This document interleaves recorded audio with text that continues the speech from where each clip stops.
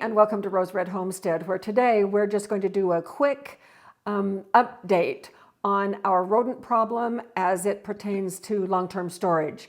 So Jim's going to talk about some of the stuff that we did to take care of the rodents in the garage. Then we're going to go out there and take a quick look at that one shelf. Then we're going to come back in here and talk about a few other things. Okay. So what we did was we ended up taking all of the stuff that we had on the shelves, both cardboard as well as plastic, and we put them in a shell in a bin like this. And right now we end up having, I don't know, what, 5 or 6, something like that. But for the contents of each one of those, we ended up putting a card on the front here so we would know exactly what we have. With that, each time, oh, I guess I get to move in closer. Yes, you do.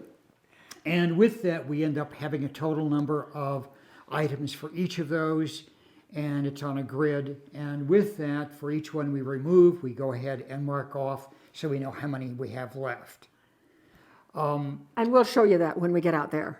What we have right now is we've been able to go ahead and place our little green blocks for the rodents. We've also placed, the baking soda and cornbread mix. Cornbread mix and baking soda. We got that from one of you who said mix baking soda with cornbread mix, especially with the honey cornbread mix, and it works just great. The green blocks that Jim is talking about, those are bait. The bait blocks. The bait blocks. For rodents. And we've been out there. I've been out there a number of times. Pam has been out there a number of times.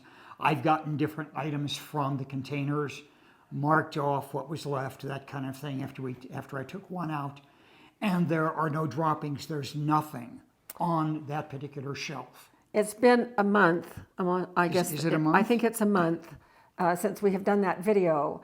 And the first thing that I did out there was to find the hole where they were coming up in the wall and then coming through onto this shelf.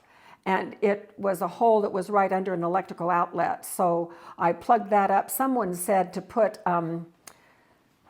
steel wool in there because mice can't get through steel wool. And I'd already done it, but I thought that that was a great idea. And so we're going to take a little field trip right now and go out there and just take a look at just that shelf in our food storage that had a lot of things that were in cardboard and plastic, and we'll show you what we've done with it out there. So here is this shelf out in our food storage area. These are the bins, and you can see that we have, there's the green block that Jim talked about. We have regular traps that are going on, and then piles of the cornmeal, the cornbread mix, and baking soda that have not been touched. And we have trapped a couple out here, but not many. And here are the bins. And you can see right here on one of the bins where Jim brought in onion powder and crossed it off. Dill weed we have 3 containers of, so each time we pull something, he'll mark, like the next time if he brings in a dill weed, he'll mark off number 3. That means we have 2 left. And then, in fact, there's the dill weed right there. So here's the shelf. The orange is our earthquake barrier on the shelf. So the aisles are really narrow, so we can't get really a good shot, but this is what it's like. Now we're going to slip into our lab and show you where we put the pasta. So here is our freeze dryer lab. We have some shelves in here for not just freeze-dried foods, but some of our canned goods. This room does have an air conditioner, so it is temperature controlled in the summer with air conditioning, and we put a heater in here in the wintertime. And up on this top shelf, this is where we placed our pasta in those bins that we showed you when we packed them up. And so far, so good. So back to the house. So that's essentially what we have done out there. Now I want to talk about long-term storage for just a moment. If you have not watched that video, and I'll put the card right up here or put it at the end as something that you can click on, when we first talked about our rodent issue with our long-term storage, You will see underneath that video some marvelous, marvelous ways that people are dealing with rodents. And I was really impressed. I learned some things. I learned that cornmeal mix trick. And I also have learned about peppermint oil. And peppermint oil on cotton balls is a repellent for rodents. And I thought, what, really? But I did some research on that. And there are some exterminators that are now actually using peppermint oil to spray that will repel. And so we're going to be placing some cotton balls with peppermint oil around. Now, about these bins that we used.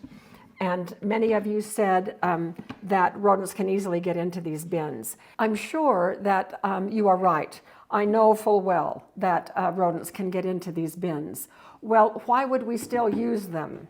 And this is really a key. Each of us has very different setups for our food storage, and we need to know what the threats are and the relative strength of those threats. And our threat with rodents is not huge. The way one of our viewers lives right next to I think she said a cotton mill or a cotton field, and they have terrible problems with rodents. Well, rodents love cotton to build their nests with.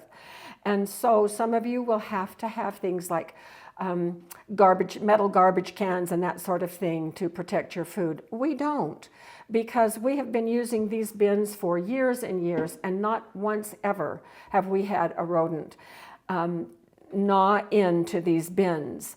If we do, then we'll make adjustments. And so I loved one of the suggestions from Lynn, who is, I consider her to be a friend. She's been with us almost from the beginning and makes comments, and I think she lives in Idaho. She has a great solution. We were talking about storing our pasta. Well, she received from her in-laws one of those great big round cans of popcorn. And so once the popcorn was gone, that's what she uses to store her pasta in. And I think that is just a fantastic idea. Now, one comment that was made on, I think it was the pasta video, was someone said that how disappointed they were that we continue to talk about long-term storage when we do not have ideal conditions in which to store our food, and that we really should stop making videos on long-term storage. And because there are only 2 of us in our house, we should just bring our food storage in our house. Well, I discount that 100%, because here is the thing. Of course, we're not perfect examples of long-term storage. And you know what? We never have been. I think in our Pleasant Grove house, we were able to have it, yeah, downstairs. Yes, in the house. Yeah. And that was just great. But that's the first time in my adult married life that we have had a place that was ideal. The rest of the time, we've had to store things in the garage. But it is better to do that than to not have food storage at all.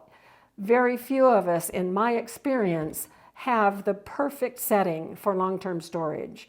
And so we make do with what we have. And I think that knowing the right conditions and striving to do the best we can is the best that any of us can do. So we are not going to give up talking about and showing videos on how to store food and how to prepare food for long-term storage, nor are we going to bring our food storage in our house. We don't have room in our house for our food storage. It would take up the entire living room, floor to ceiling. At least. And so we don't have a place in our house. Probably another room. Yeah, we'd have to add. Yeah, we'd add on. Yeah, that's true. So we'd have to remodel, add another wing. And we mitigate it's not that if we store food in a situation that isn't perfect, that it is going to ruin the food immediately. There's plenty of time when that food is going to be good. We rotate through food regularly. I have never had trouble with food spoiling or going bad because we don't have the perfect situation in which to store.